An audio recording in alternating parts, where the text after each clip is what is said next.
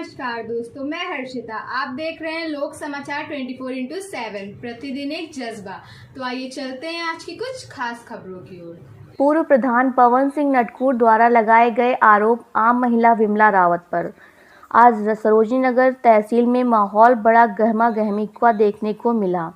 संपूर्ण समाधान दिवस तहसील सरोजनी नगर में आए हुए पूर्व प्रधान पवन सिंह नटकुर द्वारा पत्रकारों से बातचीत करने के दौरान अपने ही ग्राम की महिला विमला रावत मुलाही खेड़ा की रहने वाले के ऊपर आरोप लगाते हुए ग्राम प्रधान पवन सिंह ने कहा कि राजस्व विभाग की खसरा संख्या नंबर जमीन 851 एवं 852 जबरदस्ती सरकारी भूमि पर काबिज है, लेकिन ग्राम प्रधान के द्वारा विगत 5 वर्षों में अपने कार्यकाल में विमला रावत के खिलाफ लिखित रूप से ग्राम प्रधान ने कोई शिकायत राजस्व विभाग के अधिकारियों से नहीं की और राजस्व विभाग की जमीन कब्जा होने के बावजूद ग्राम प्रधान पवन सिंह अपने कार्यकाल में सरकारी भूमि को छुड़ाने में नाकाम रहे, जिसकी शिकायत उप जिलाधिकारी सरोजनी नगर अवगत कराते हुए सरकारी भूमि को कब्जा मुक्त कराने का आदेश उप जिलाधिकारी महोदय के द्वारा किया गया।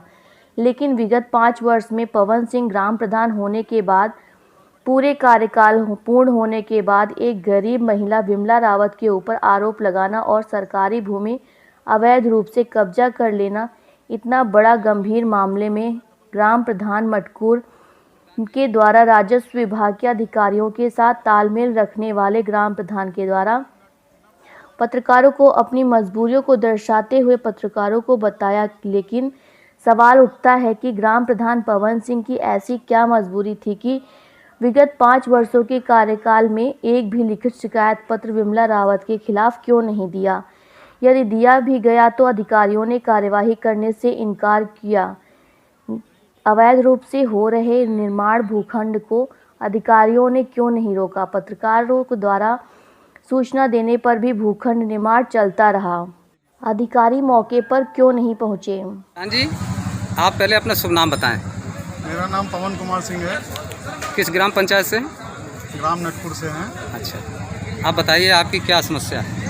हमारी कोई समस्या नहीं है। अभी कोई शिकायत करता है विमला रावत जी। उन्होंने तहसील दिवस में प्रार्थना पत्र दिया है कि खसरा संख्या 852 नटपुर ग्राम सभा में जी, जो कि ऊसर की जमीन है उस पर कई लोग कब्जा कर रहे हैं जी। और उन्होंने गलत तथ्य उसमें दर्शाए हैं कि वो तालाब की जमीन है।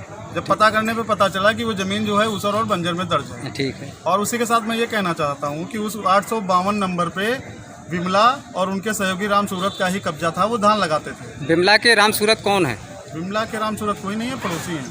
पड़ोसी हैं, तो फिर उनका ये सहयोग क्यों कर रही हैं? सहयोग इसलिए कर रही हैं कि उनका ये कहना था कि जो धान बो जाते थे उसमें से धान हमको भी मिलते थे। अच्छा, जो 852 नंबर में तो धान उसमें राम सूरत 852 में धान करते थे? धान बो रहे थे पहले। अच्छा जब उसमें कुछ लोगों का पट्टा हो गया तो इनसे कब्जा हटवा लिया गया। अच्छा, कब्जा हटाने की वजह से ये लोग एप्लीकेशन उसी के विरोध में दे रहे हैं। और उसी के साथ मैं ये जोड़ना चाहता हूँ कि उसके बगल में 851 नंबर है, 10 बिस्वा का नंबर है, जिसपे राम सूरत और उनके भाइयों के द्वारा 10 बिस्वा में पूरी बाउंड्री वाल बड़ी बड़ी बना दी गई है, बहुत बड़ा गेट लगा के। ठीक है। उस पर लेखपाल जी ने लोक संपत्ति अधिनियम के तहत कार्रवाई की थी और बेदखली के आदेश भी उस पर हो गए हैं। एक बात और, राम सूरत जो है दबंग किस्म का आदमी है, वो प्रधान हर जी जगह पैसा खर्च कर देता है, तो उसका मैनेजमेंट सही है, इसलिए उसकी बाउंड्री नहीं गिरी। और गांव के 3 गरीब नट समुदाय के लोग हैं जिनकी झोपड़ियाँ रोड पे बनी थी वो हट गई हैं, तो वो अपना ग्राम समाज में झोपड़ी बना रहे हैं, जिसका विरोध ये विमला और राम सूरत लोग कर रहे हैं। तो मेरा आपके माध्यम से अधिकारियों से और चैनल के लोगों से ये गुजारिश है कि अगर वाकई में वो गरीब हैं तो उस ज़मीन का पट्टा कराने में उनकी मदद करें और उन लोगों को बेघर होने से बचाएं।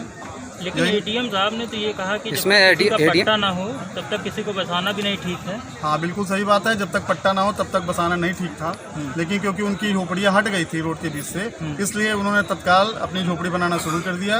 उनका काम रुकवा दिया जाएगा और लीगल पट्टा करा के उनको वहाँ बसाया जाएगा। ठीक, धन्यवाद। जो चीज़ इस समय जो जिस जगह रह रहे थे उनको जो झोपड़ियाँ हटाई गई, तो ये किसके माध्यम से हटाएंगे? वो जो खेत वाली एक महिला है उसके सामने खाली पड़ा था, तो ये लोग आके बस गए थे, क्योंकि नट के समुदाय जो घुमंतू टाइप के लोग होते हैं जी। जब वो महिला ने उनको हटा दिया झोपड़ी से, ये लोग तो बेघर हो गए। ये तो ग्राम पंचायत नटपुर के निवासी तो है नहीं, अब बाहर से आकर के झोपड़ी बना के रहने लगे? नहीं, ये पिछले 50 साल से नटपुर में ही रह रहे हैं। नटपुर में रह रहे हैं? हाँ, तो ऐसे ही झोपड़ी में रहते थे? इनके बाप दादे भी नटपुर में ही रह रहे थे। अच्छा, तो अब आप क्या चाहते हैं? मैं ये चाहता हूँ कि अगर इसकी जाँच कर ली जाए और आप लोगों के सहयोग से, अधिकारियों के सहयोग से, अगर इनके पास वाकई में ज़मीन नहीं है तो इनको ज़मीन दे के इनको लीगल रूप से बसा दिया जाए। ठीक, उसमें मैं आप लोग का भी सहयोग चाहता हूँ। ठीक ठीक। ऐसी ही खास खबरों को देखने के लिए सब्सक्राइब करें हमारे चैनल को।